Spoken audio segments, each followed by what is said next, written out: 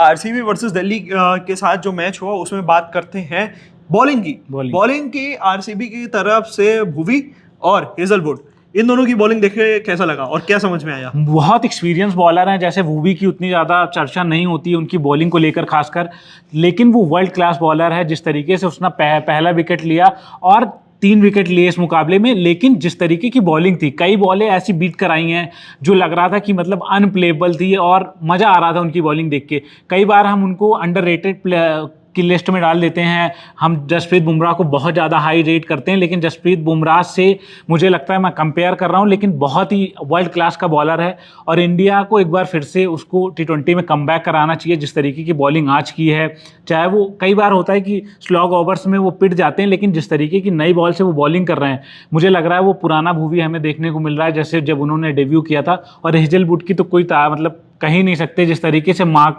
Glenn McGrath की तरह bowling करते हैं, लंबी हाइट, अपनी लेंथ के लिए जाने जाते हैं, एक ही लेंथ पे बॉलिंग करना, और मतलब वर्ल्ड क्लास बॉलिंग, दोनों की जोड़ी ने एकदम खतरनाक बना दिया आरसीबी की बॉलिंग को। ये अगर हम बात करें, क्या इन दोनों की जोड़ी आने वाले टाइम पे आरसीबी के लिए सबसे स्ट्रॉन्गेस्ट होने वाली है?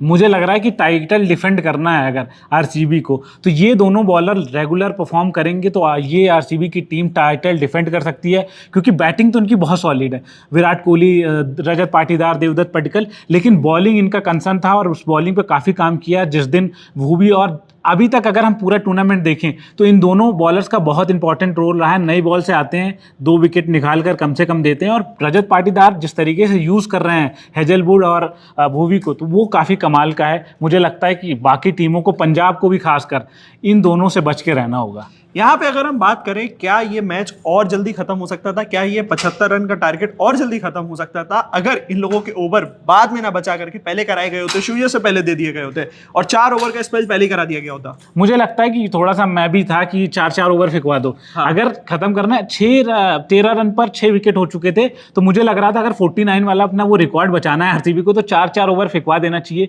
लेकिन अभी तक जो टूर्नामेंट, थ्रू आउट टूर्नामेंट हमने देखा है रजत को, तो वो 2 ओवर फेंकवाते थे, 2 ओवर जो हेजलवुड, 2 ओवर भुवी और 2 ओवर रसिक सलामडार, लेकिन आज 3 ओवर फेंकवाए। मुझे उम्मीद थी कि 4 फेंकवा देते तो ये जल्दी खत्म हो जाता।